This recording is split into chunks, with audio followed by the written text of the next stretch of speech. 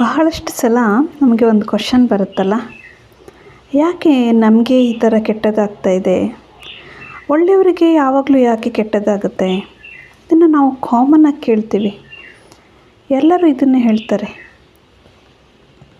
ಆದರೆ ಒಂದು ಅಬ್ಸರ್ವ್ ಮಾಡಿದ್ದೀರಾ, ಒಳ್ಳೆಯವರು ಅಂತ ಅನ್ನಿಸ್ಕೊಂಡವರು ಎಂಥ ಪರಿಸ್ಥಿತಿಯಲ್ಲೂ ಏನೇ ಕಷ್ಟಗಳು ಬಂದರೂ ಅವರು ಒಳ್ಳೆತನ ಮಾತ್ರ ಬಿಡೋದೇ ಇಲ್ಲ. ಎದುರಿನವರು ಅವರಿಗೆ ಎಷ್ಟೇ ಕಷ್ಟ ಕೊಡ್ತಾ ಇರಲಿ, ಅವ್ರನ್ನ ಎಷ್ಟೇ ಕಂಡಮ್ ಮಾಡ್ತಾ ಇರಲಿ, ಕೆಲವೊಮ್ಮೆ ಇವರು ಮಾತಾಡೋಕ್ಕೆ ಪ್ರಯತ್ನ ಪಡ್ತಾರೆ. ಯಾವಾಗ ಆ ಮಾತಿಗೆ ಬೆಲೆ ಇಲ್ಲ ಅಂತ ಗೊತ್ತಾಗುತ್ತೆ, ಮೌನವಾಗಿ ಎಲ್ಲನ ಸಹಿಸಿಬಿಡ್ತಾರೆ, ಹಾಗೆ ಮುಂದೆ ಹೋಗ್ತಾರೆ. ಬಟ್ ಯಾವತ್ತೂ ಕೂಡ ಅವ್ರ ಒಳ್ಳೆತನನ ಅವರು ಕಳ್ಕೊಳ್ಳೋದಿಲ್ಲ. ಹೇಗೆಂದರೆ, ಮುತ್ತು ಕೆಸರಲ್ಲಿ ಬಿದ್ದರೂ ಮುತ್ತು ಮುತ್ತೇ ಅಲ್ಲ, ಅದ್ರ ಒರಿಜಿನಾಲಿಟಿನ ಅದು ಯಾವತ್ತೂ ಕಳ್ಕೊಬಾರ್ದು.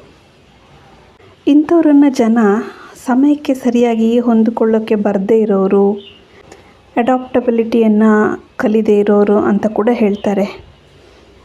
ಆದರೆ ಅವರು ಫ್ಲೋ ಒಟ್ಟಿಗೆ ಹೋಗುವಂತಹ ಕೆಪಾಸಿಟಿಯನ್ನು ಇಟ್ಕೊಂಡಿರ್ತಾರೆ ಅಂತ ಯಾರು ಕೂಡ ಜಡ್ಜ್ ಮಾಡೋದೇ ಇಲ್ಲ.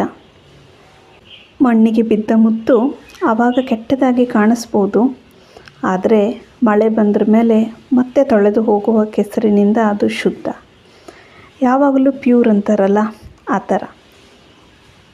ಜೀವನದಲ್ಲಿ ಇವರು ಸೋತವರು ಅಂತ ಹೊರಗಡೆಯಿಂದ ಕಾಣಿಸ್ಬಹುದು, ಆದರೆ ಜೀವನವನ್ನು ಗೆದ್ದವರು ನಿಜವಾಗ್ಲೂ ಇವರೇ.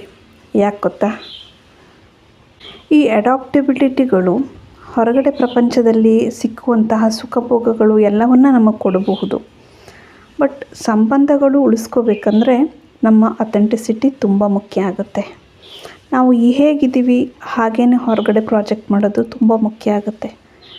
ನನ್ನ ಮಟ್ಟಿಗೆ ಸಂಬಂಧಗಳನ್ನು ಉಳಿಸ್ಕೊಳ್ಳೋರಿದ್ದಾರಲ್ಲ, ಆಗಲ್ಲ ಅಂತ ಹೇಳಿದ ಕಾಲದಲ್ಲಿ 4 ಜನ ನಾವಿದ್ದೀವಿ ಬಿಡು ನಿನ್ನೊಟ್ಟಿಗೆ ಅಂತ ಹೇಳೋಕ್ಕೆ ಸಿಗ್ತಾರಲ್ಲ, ಅಂಥವರು ನಿಜವಾಗ್ಲೂ ಜೀವನದಲ್ಲಿ ಗೆದ್ದವರು.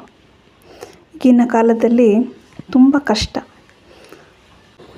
ದೇವರು ಕೂಡ ಇಂಥವರೊಟ್ಟಿಗೆ ಬಹಳಷ್ಟು ಆಟಗಳನ್ನು ಆಡ್ತಾ ಇರ್ತಾರೆ, ಅವರಿಗೆ ಕಷ್ಟಗಳನ್ನು ಕೊಡ್ತಿರ್ತಾರೆ. ಯಾಕಂದರೆ ಆ ಕಷ್ಟಗಳಿಂದ ಕಲಿಯುವ ಪಾಠ ಇವರು ಏನು ಅನ್ನೋದನ್ನು ನಿರೂಪಿಸುತ್ತೆ. ಅವನೊಬ್ಬ ಒಳ್ಳೆ ಸ್ಟೂಡೆಂಟ್, ಟಾಪರ್ ಅಂತಲೇ ಹೇಳಬಹುದು. ಯಾವುದೇ ಫೀಲ್ಡಲ್ಲಿ ಅವನನ್ನು ಹಾಕಿದ್ರೂ ಗೆದ್ದು ಬರುವ ಚಾಕಚಕ್ಯತೆ. ಇಷ್ಟೆಲ್ಲ ಸ್ಮಾರ್ಟ್ನೆಸ್ ಇರೋ ಇವನಿಗೆ ಜೀವನದಲ್ಲಿ ಒಳ್ಳೆ ಕೆಲಸ ಸಿಕ್ಕೋದಿಲ್ಲ. ಅರ್ಹತೆ ಇಲ್ಲ ಅಂತ ಅಲ್ಲ, ಅರ್ಹತೆ ಬೇಕಾದಷ್ಟಿದೆ, ಆದರೆ ಅವನಿಗೆ ಅವಕಾಶಗಳಿಲ್ಲ.